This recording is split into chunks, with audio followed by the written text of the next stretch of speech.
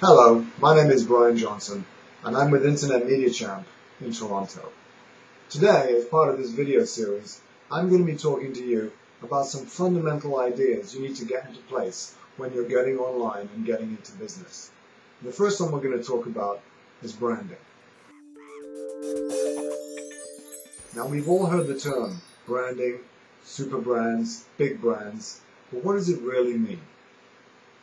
Well, think of your brand as kind of like the DNA for your business.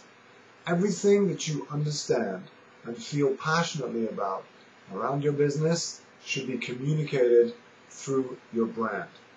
You see, a lot of people make the mistake. They think their business card is their brand. That's not your brand. A brand is an idea or an emotion around your company. Let's think of some examples of that. If I say the word Mercedes to you, what do you think of? You probably think of luxury. If I say the word Coca-Cola, what do you think of?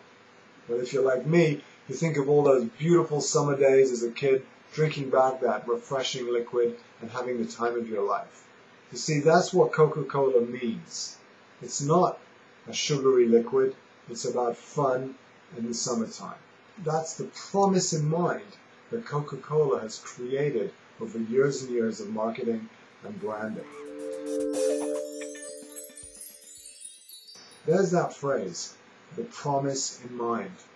What is the promise in mind you create with your company? It doesn't matter if you have a small company or a large company. People are going to have ideas when they hear the name of your company. You can either choose to control how they feel about your company or not control.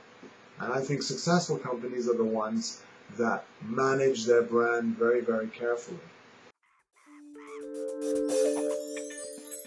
How do you manage your brand? Well, the first thing you do is that you want to make sure that your identity represents that promise in mind. Maybe your promise in mind is value. Maybe you take great pride in what you do. Maybe you have fast turnaround. Whatever the promise in mind is, you want to make sure that your brand communicates that effectively. One of the ways we do that is through something called identity.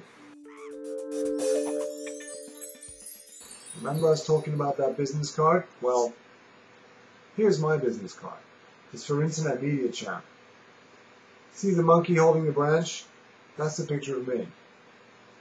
You can see our brand is reflected here in this business card, reflected in our identity. We are fun. We're accessible.